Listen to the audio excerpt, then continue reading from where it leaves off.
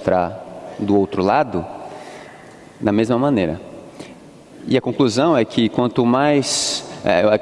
que essas pessoas que se suicidaram, elas enxergam a vida da mesma maneira, um beco sem saída, uma situação de solidão. O suicídio como um bálsamo, um alívio, e o outro lado da vida como seja um nada para o materialista ou um reencontro de parentes que se foram antes. Sem mais delongas, eu passo ao próximo panelista, o Alexandre. Obrigado.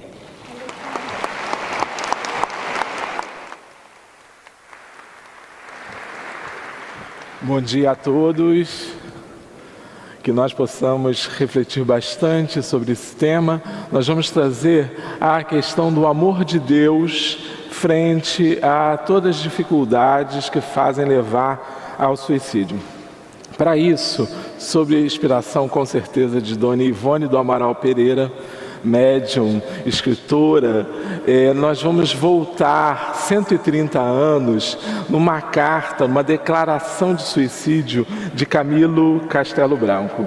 Camilo, ele em 2016, faz 130 anos dessa carta que ele escreveu em 22 de novembro de 1886, 4 anos antes dele cometer o suicídio.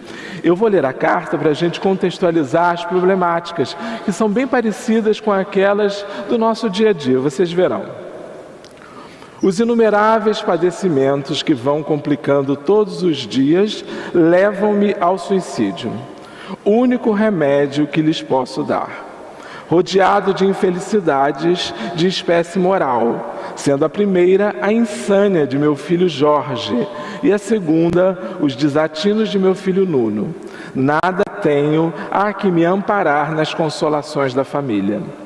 A mãe desses dois desgraçados não promete longa vida, e se eu pudesse arrastar a minha existência até ver Ana Plácido morta, infalivelmente me suicidaria. Não deixarei cair sobre mim essa enorme desventura, a maior e grande compreensão da desgraça. Esta deliberação de me suicidar vem de longe como um pressentimento. Previ desde os 30 anos este passo. Receio que, chegando ao supremo momento, não tenha a firmeza de espírito para traçar estas linhas. Antecipo-me à hora final, 4 anos antes. Quem puder ter a intenção das minhas dores, não me lastime. A minha vida foi tão extraordinariamente infeliz que não podia acabar como a da maioria dos desgraçados. Quando se ler este papel, eu estarei gozando a primeira hora de repouso. Será? Não deixo nada, deixo um exemplo. Este abismo a que me atirei e o términus da vereda viciosa por onde as fatalidades me encaminharam. Seja bom e virtuoso quem o puder ser. Camilo Castelo Branco, São Miguel de Seide. Bom, na verdade, essas desventuras das nossas vidas, especialmente as familiares, todos compartilhamos. Se Camilo tinha problema com os filhos, nós também podemos ter. A maioria de nós vem de um passado de plantio equivocado e colhemos nessa existência dificuldades que principalmente iniciam no lar. Mas o amor de Deus, através da bendita doutrina dos Espíritos, nos apresenta visão diferente dos laços de família. Nós precisamos entender que essas dificuldades, que para Camilo era julgamento de uma desgraça só, na verdade é ponto de aprendizado. É momento em que a gente vai ver no outro indivíduo que está conosco, filho, esposo, parente próximo, uma oportunidade de crescimento. Também há a solução, quando ele diz assim, olha, eu tenho esse pressentimento desde sempre. Deduz que nós não estamos sozinhos, também somos induzidos a determinadas ações por às vezes desafetos desencarnados ou mesmo encarnados que nos rodeiam. Mas a força da oração, a vigilância dos nossos atos, que é oriunda do amor de Deus em nossas vidas, vai permitir que a gente renove, que a gente tenha força, que a gente encontre bastante equilíbrio para nos levar ao ato impensado do suicídio. Ainda, o amor de Deus nos faz refletir sobre a autopunição. Camilo o tempo todo parece se punir. E depois, através da mediunidade de Dona Ivone do Amaral Pereira, quando o apresenta já na vida maior, sobre os sofrimentos da colheita equivocada, do plantio equivocado, na colheita de sofrimentos, vemos refletir sobre essas situações, em que ele, em outras encarnações, havia originado todos os seus problemas, por fim a cegueira, porque ele termina cego, e por isso comete o suicídio, porque não suportou a cegueira, além de todos esses problemas apresentados. E a gente pode trabalhar então a ideia de que há nas nossas vidas uma relatividade das penas, que Deus nos dá o tanto que nós conseguimos suportar, que não há para Deus um momento de punição. Nós não somos punidos pelas coisas que fizemos, apenas estamos num sistema de reeducação, em que nós juntos, em convivência, em parceria, podemos nos ajudar e nos autoajudar, concebendo essas penas como relativas. Já já todos encontraremos a felicidade, não é assim? Não seremos anjos, não seremos espíritos superiores um dia? Ou não? Sim, né? Então precisamos entender que todos os sofrimentos são passageiros. Então o momento do suicídio, esse momento fatal, ele tem que ser ponderado por essa questão também. Bom, além disso, Deus é misericordioso. Vai ter sempre guardada para nós a parábola de Jesus do filho pródigo. Claro que muitas vezes, sempre somos responsáveis pelos nossos atos. Mas a responsabilidade é cuidada por um Pai amoroso, que à medida que nós nos colocamos em posição de ir em direção a Ele, Ele está pronto para nos receber de braços abertos. Então, antes que pensarmos neste ato derradeiro e comprometedor, temos que pensar que Deus é por nós sempre, por mais desgraçada que estejam as nossas vidas na concepção de Camilo. Então, pensemos em retornar à casa do Pai, a ficar presente a Deus. Como é que fazemos isso? Pelo equilíbrio de nós mesmos, pelas nossas opções morais, pelo convívio sadio com os nossos semelhantes. E, por fim, louvar Camilo por ter vindo, Camilo Castelo Branco, por ter vindo através da mediunidade de Ivone do Amaral Pereira. Chegando no mundo espiritual, é narrado no livro o Martírio de um Suicida, né? Martírio de um Suicida, que ele chegou ao mundo espiritual, recuperou-se, foi a uma universidade, reencarnou e essa altura está conosco, pelo menos pelas contas grosseiras que eu fiz. Deve ter desencarnado na década de 2000, pelas informações do livro. Então, essa altura, Camilo está aqui presente. Não tenho dúvida disso, se estiver do outro lado da vida, porque também não tenho certeza de dizer. Então, agradecemos a Camilo Castelo Branco por tudo isso, por nos levar a esse despertamento, e especialmente a Ivone do Amaral Pereira, né? Quem não leu o livro, ou tem a oportunidade de recomendá-lo, Memórias de um Suicida, editado pela Federação Espírita Brasileira, e também o Martírio dos Suicidas, de Amerindo Castro. Então, esses dois livros trazem bastante informação. É isso, muita paz, muito obrigado.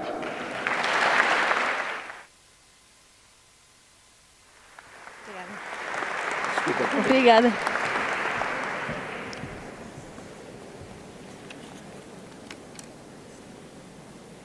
Bom dia, obrigada pela vossa presença e por esta oportunidade de trabalho. A apresentação que eu vou fazer resulta de um estudo científico que conta com a colaboração de duas psicólogas, um engenheiro e de mim própria. E nós vamos abordar o tema das emoções e da regulação emocional e da sua relação com a ideação e a prática do suicídio. Porquê este foco nas emoções no nosso trabalho? Porque sabe-se que as emoções são o principal campo de trabalho do ser humano. É arrastado pela emoção que o indivíduo se santifica ou, pelo contrário, é levado a extremos de paixão que o podem prejudicar sumamente. Portanto, a própria autora espírita Sueli Schubert, ela dizia que nós próprios negligenciamos muito as nossas oscilações emocionais, que são estas as responsáveis pela turvação da nossa mente. E, portanto, por muito conhecimento racional, intelectual que o indivíduo tenha, perante uma mente turva, ele não vai ser capaz de assimilar o conhecimento, por exemplo, da doutrina espírita, que o poderá ajudar a lidar com estas oscilações emocionais e então a saber lidar ele próprio quando tem ideias de suicídio. No nosso trabalho, nós então apontamos para estas duas dimensões, quer a regulação emocional, quer o controle emocional, ambas são diferentes. Porquê? Porque já existem alguns estudos na literatura científica que apontam para a importância da componente das emoções, nomeadamente ao nível da personalidade, na sua relação com o suicídio. E sabe-se, por exemplo, que há um risco acrescido, sobretudo quando os fatores que despoletam a ideação suicida são de origem emocional, por exemplo, na camada da população mais jovem. Mas esta literatura científica que existe não contempla a realidade portuguesa. Aliás, uma das dificuldades que nós estamos a deparar no decorrer do nosso estudo, que ainda está a decorrer, é precisamente que as escalas psicológicas que existem para avaliar o controle emocional e a regulação emocional nos indivíduos não estão adaptadas para a população portuguesa. E daí nós propusemos, a nossa proposta é estudar a população portuguesa, adaptar estes instrumentos científicos para podermos conhecer melhor os padrões emocionais da população portuguesa e que os leva ou não à ideação suicida. Dentro do quadro emocional do indivíduo que contribui para a ideação suicida, nós escolhemos então a personalidade e dentro da personalidade optamos pela impulsividade, pela característica da impulsividade. Porquê? Porque esta é a característica que mais aciona as características negativas do indivíduo e, portanto, está intimamente correlacionada com a prática do suicídio. Definimos então, ou antes, na literatura científica está definida a impulsividade como a predisposição para as reações rápidas e não planeadas.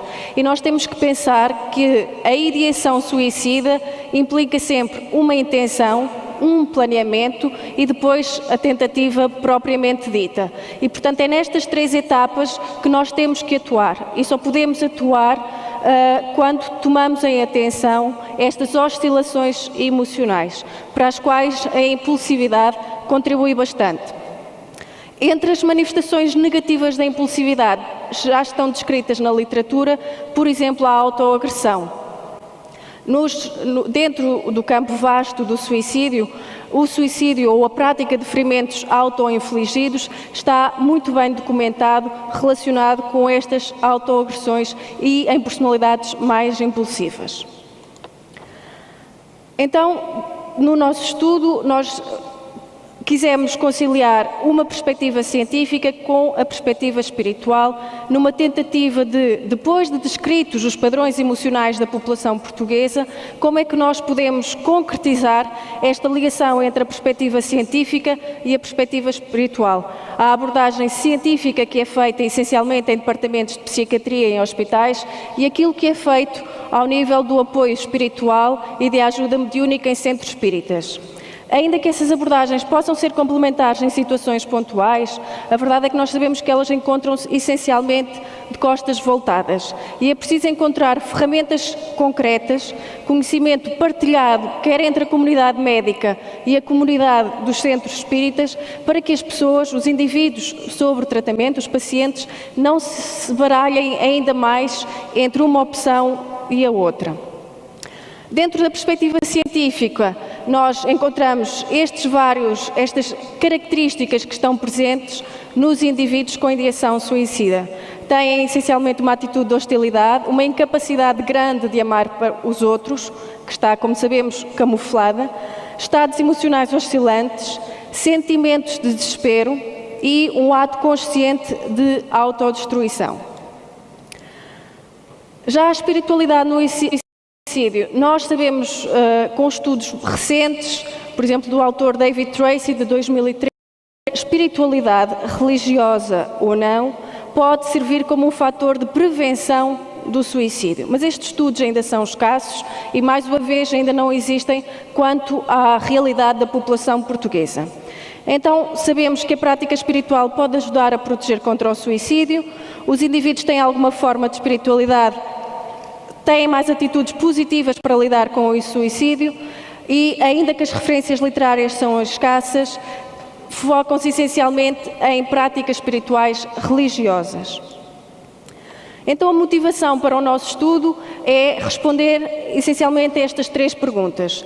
Como é que uma prática espiritual, com o conhecimento da doutrina espírita, pode, de facto, assumir uma componente profilática relativamente ao autodano, aos ferimentos autoinfligidos e à própria ideação suicida?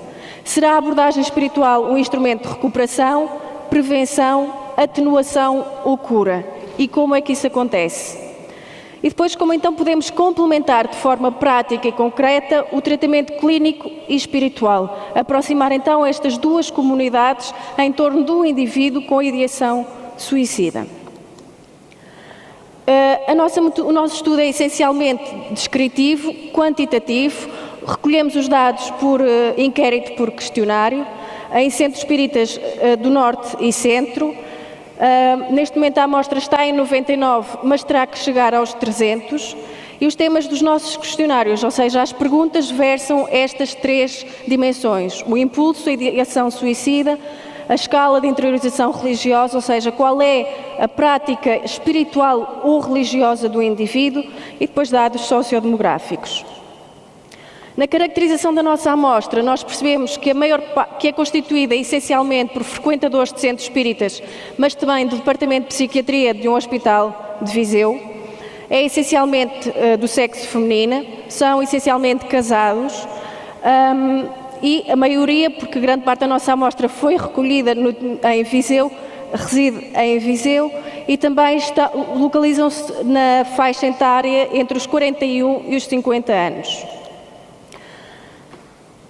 Na discussão, portanto, o que nós pretendemos é perceber, e de facto temos já dados que apontam para que, de facto, quando esta dimensão espiritual e religiosa está mais assimilada pelo indivíduo, ela ajuda-o a lidar com as emoções. Aliás, temos relatos de casos em que a pessoa, a partir do momento em que começou a frequentar um centro espírita, de facto mudou a sua atitude e ajudou a lidar com as suas próprias emoções.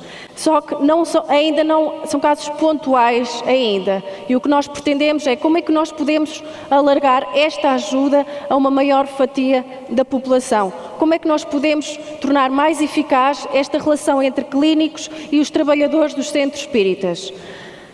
E trocar conhecimento partilhado entre estas duas comunidades. Portanto, o objetivo do nosso estudo prático é precisamente conseguir essas ferramentas que possamos partilhar, quer com a comunidade médica, quer com os centros espíritas. E, por último, o nosso trabalho não seria possível sem a colaboração destas instituições: o Centro Hospitalar de Viseu, a Associação Social Cultural Espiritualista de Viseu, várias casas espíritas de Aveiro, Guarda e Castelo Branco, o Núcleo Espírita Rosa dos Ventos, a Escola de Beneficência e Caridade Espírita e a Associação Cultural Espírita Mudança Interior. E por último, gostava de desejar a todos nós força, coragem e ânimo para esta luta contra o suicídio. Muito obrigada pela vossa atenção.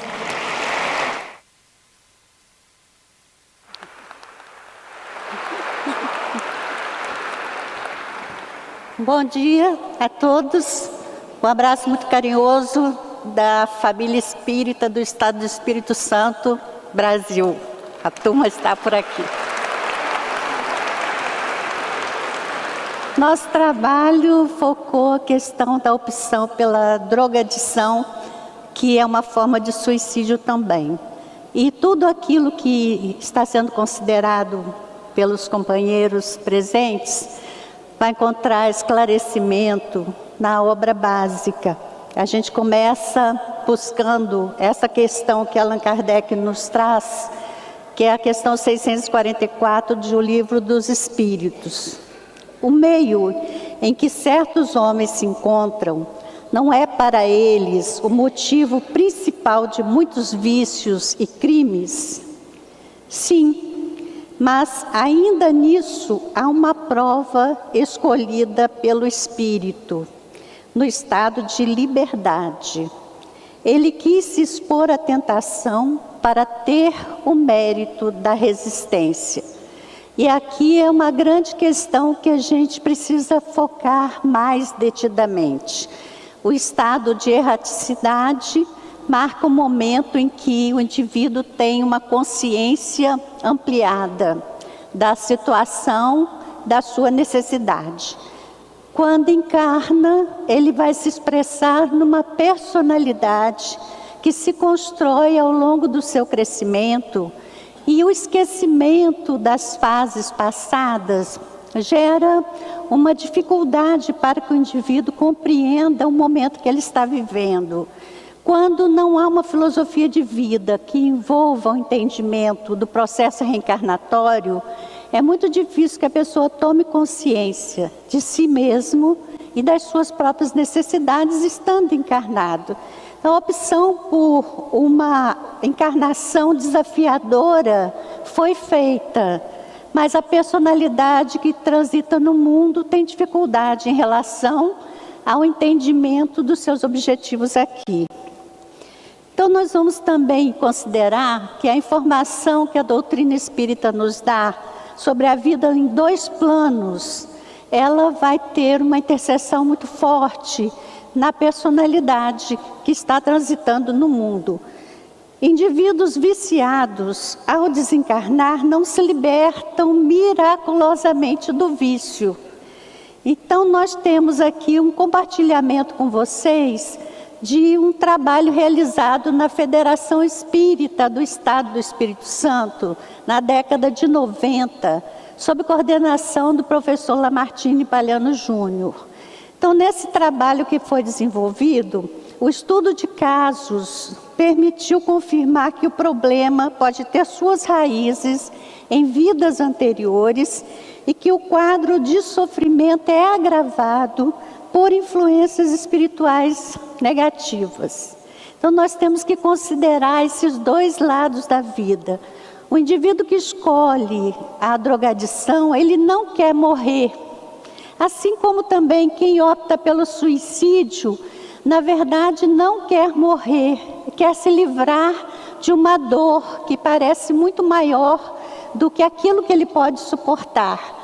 Então, o indivíduo que escolhe drogar-se, ele está em busca do prazer.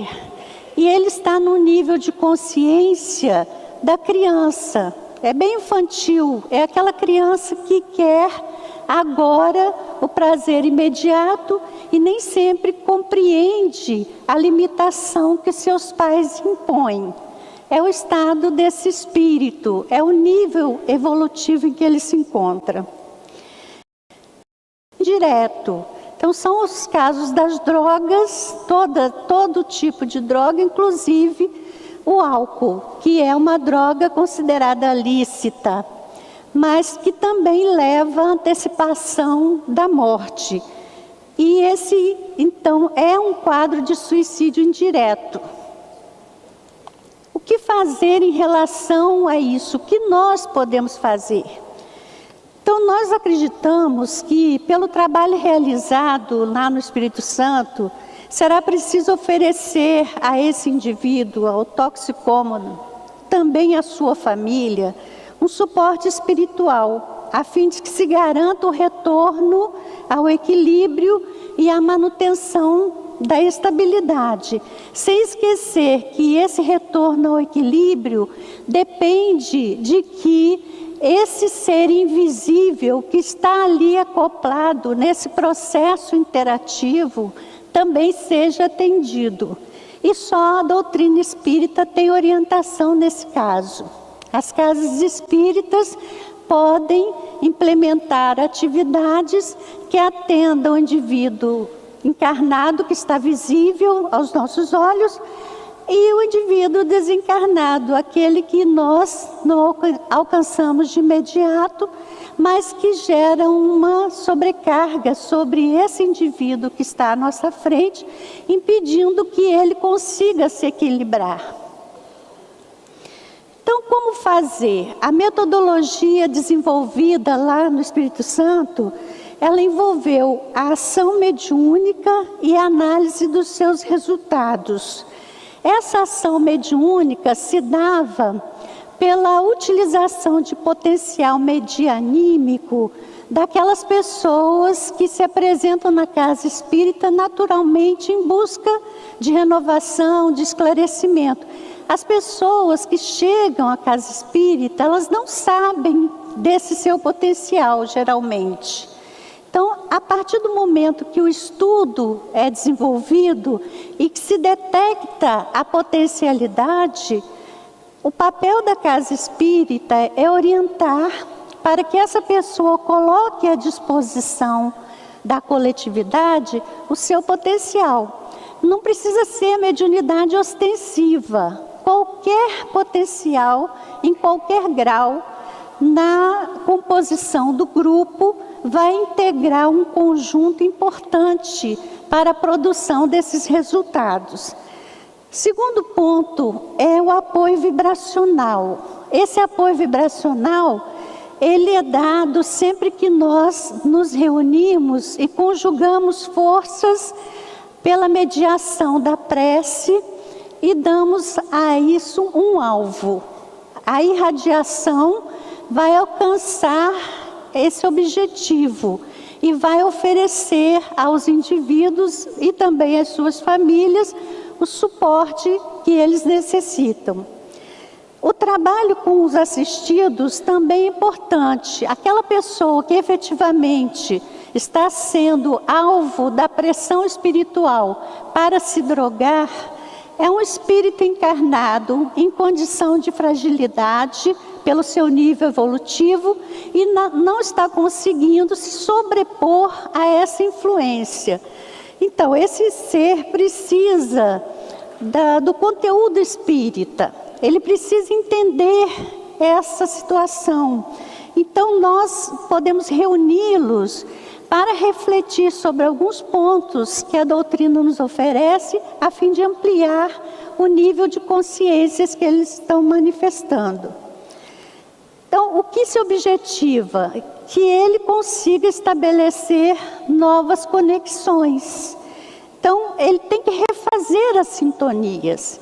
Essa pressão que ele está recebendo é uma sintonia que ele estabeleceu a partir de um movimento interno de busca do prazer. Então, o desencarnado também está buscando prazer. Também desconhece que o caminho que ele está trilhando vai trazer-lhe maiores sofrimentos. Então, ele precisa educar-se para favorecer conexões com seres espirituais que podem fortalecer as suas boas disposições. Também a vivência de equilíbrio para que a intuição ganhe mais espaço na economia psíquica e traga importantes subsídios às decisões a se tomar no dia a dia. O significado à vida, que preenche o vazio interior e direciona o ser para a obtenção das conquistas reais do espírito. Então, nessa reunião com os que estão nós trabalhamos para construir essas novas possibilidades. Os resultados não perdem a colheita necessária do esforço de cada um e das bênçãos de Deus.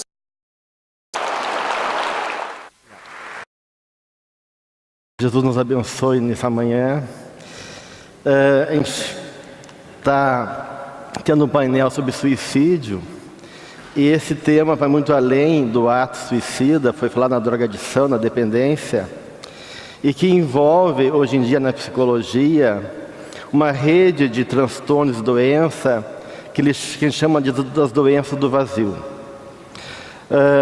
São doenças como o transtorno do borderline, as dependências, automutilação, suicídio, que envolve uma característica importante, que é uma falta de espiritual e, com isso, consequentemente, a conexão com a própria vida, né? Então, todos nós temos uma representação interna do centro da vida. E qual é essa representação? Primeiro é Deus. O Espírito sai da mônada divina, numa ligação então, que começa com Deus, faz sua caminhada evolutiva e volta conscientemente para Deus.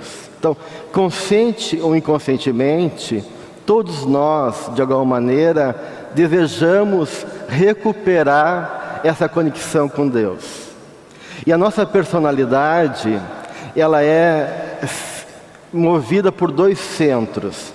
O centro da consciência egóica, que é o eu, o ego, e o self, que a Joana de Anjos muito bem traduz nas obras dela, que é o centro espiritual, o espírito mortal, a essência, onde estão a lei natural, a consciência moral do espírito, da qual também representa essa imagem divina dentro de cada um de nós. Então, tem o self, ou si, como ela coloca, e o ego. E nós nunca perdemos essa conexão com o divina enquanto self. Mas o ego, em função das referências que vai constituindo na vida, pode perder essa conexão, né? Então, essa perda de conexão com a realidade transpessoal que é Deus, leva a uma anarquia interna, uma perda de referência e de sentido que dá base e sustentação em nossa vida. E aí todos os processos do nosso movimento interno, que envolve pulsões, impulsos, tendências do passado, começam a emergir de maneira caótica, assumem realidades importantes do ponto de vista emocional. A nossa consciência, de uma maneira, fica como se estivesse à deriva. Ela vai perdendo, então, a capacidade de uma organização mais ampla. E a gente fica naquele processo auto-obsessivo, preso nas armadilhas do ego e das nossas tendências do passado. Então, eu queria trazer para vocês um pesquisador, que é o Cloninger, um psiquiatra americano, que atualmente é o maior pesquisador em personalidade. Ele tem um inventário chamado Inventário de Temperamento e Caráter, onde ele tem vários traços de personalidade, e no estudo desses traços de personalidade, ele faz uma composição, então, dos vários tipos de personalidade e das doenças que envolvem essas personalidades. E dois traços são importantes aqui trazer para vocês.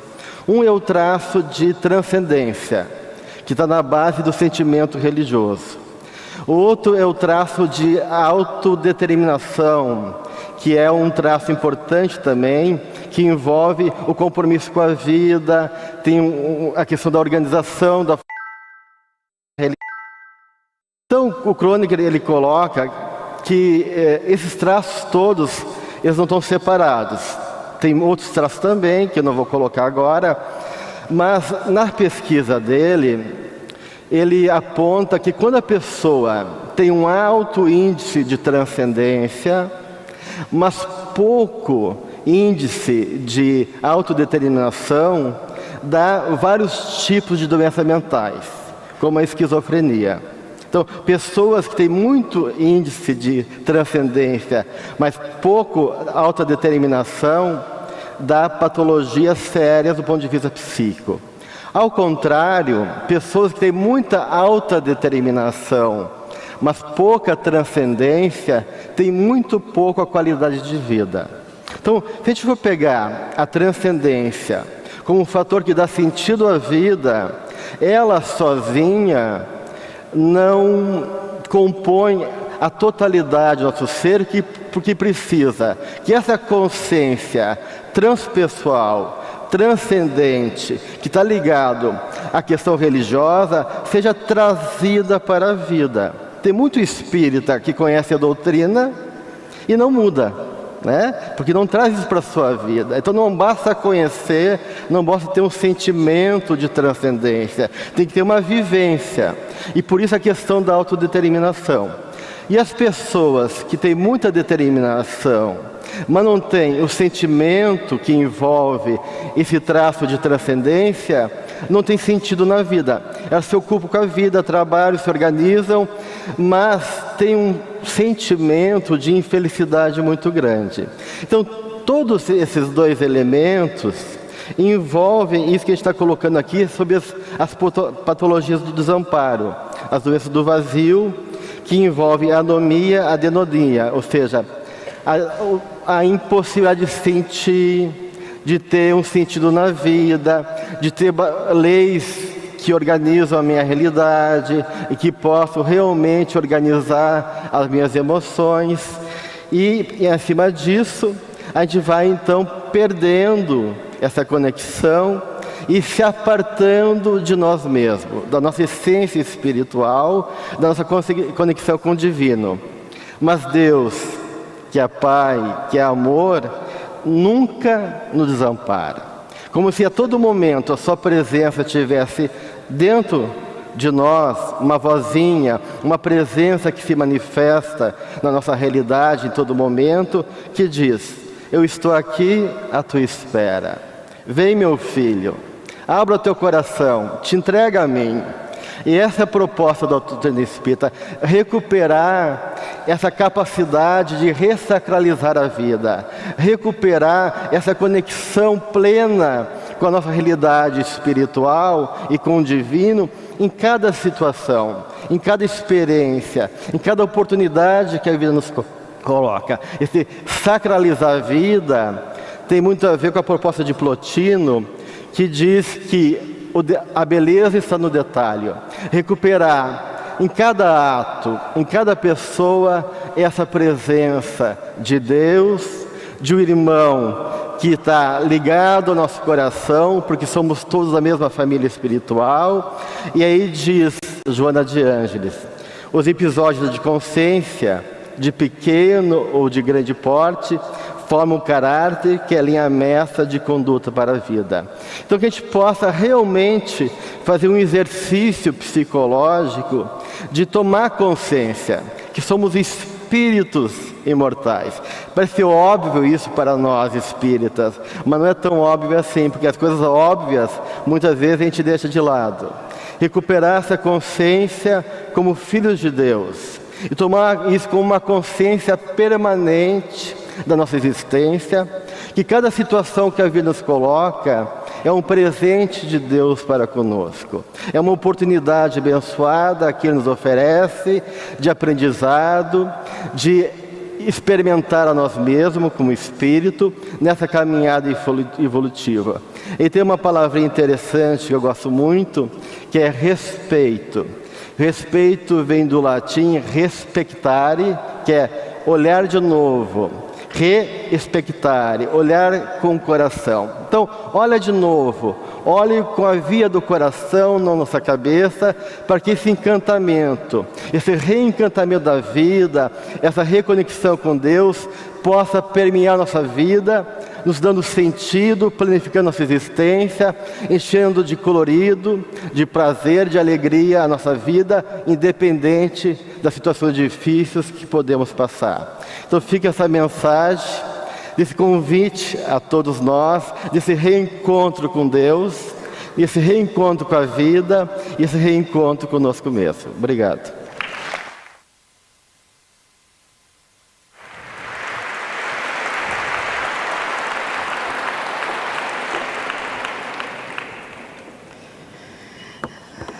Bom, para nós encerrarmos o painel sobre suicídio, nós vimos o quão alarmante é essa questão. As estatísticas nos provam, nos dizem que 1 entre 10 aproximadamente das pessoas podem estar nesse momento sofrendo um processo depressivo ou uma depressão clínica.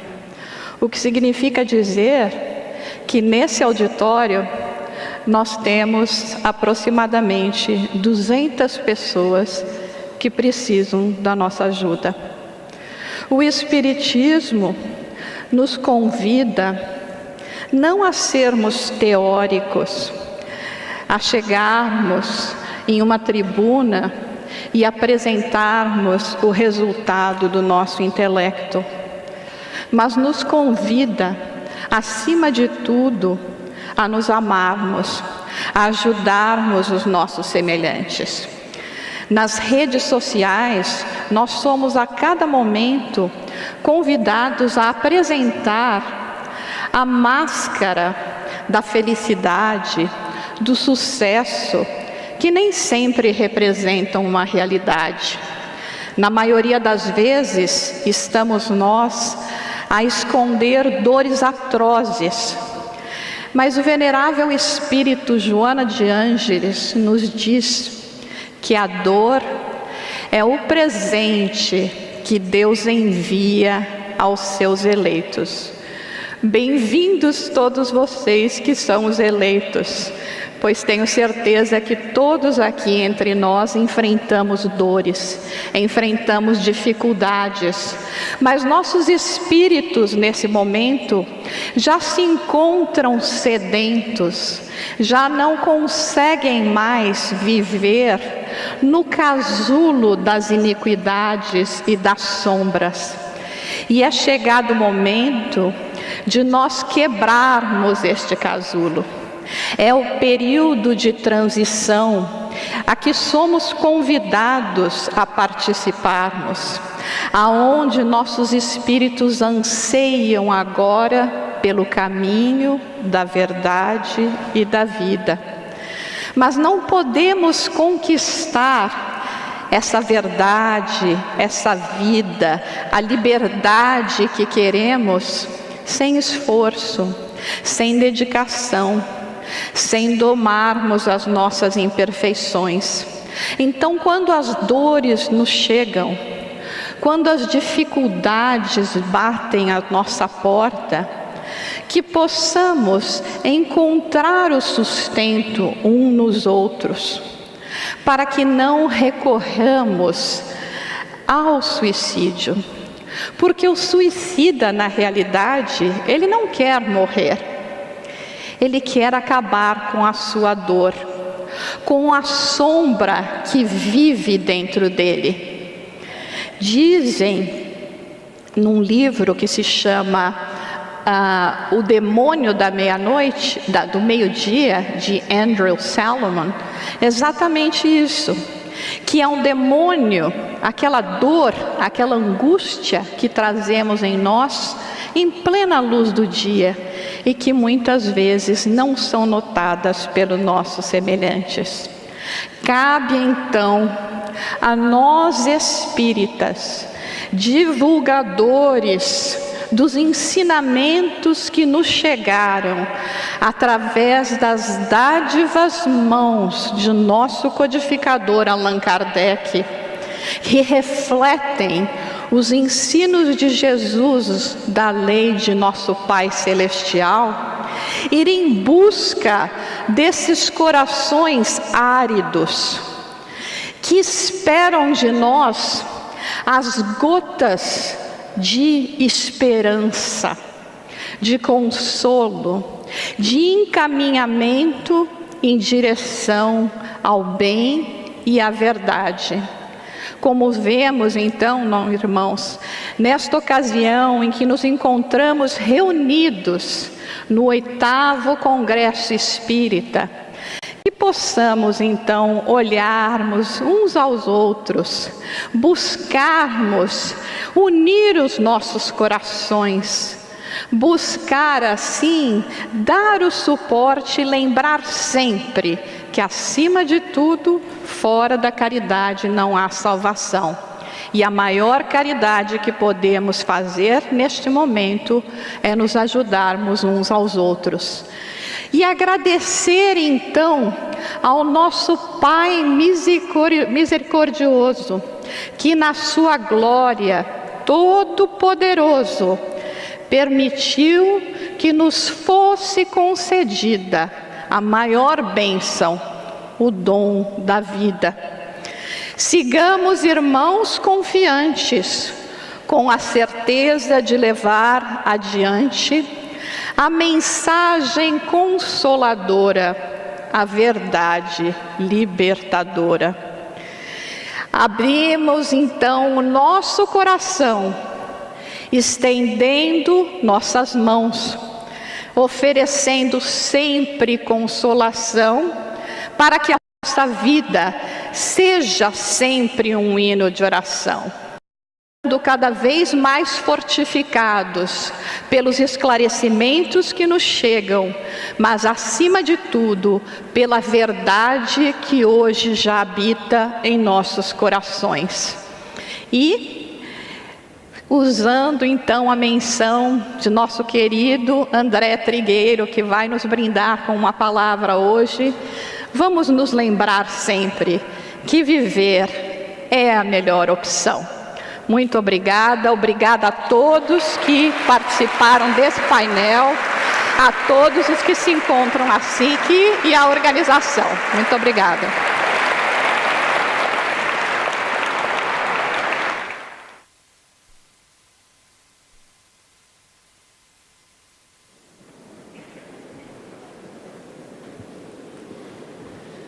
Agradecemos à Jussara Cornangolde, à Filipa Ribeiro, ao Carlos Gomes, à Dalva Souza, ao Alexandre Silva e ao Gelson Ribeiro os seus trabalhos, e recebendo um presente do nosso 8º Congresso Espírita Mundial.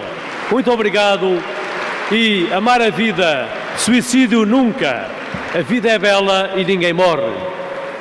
Bom, aproveitar este bocadinho de tempo para voltar a chamar as pessoas que acompanham a Senhora Dona Edilma Grugel, que precisam de comparecer do meu lado direito.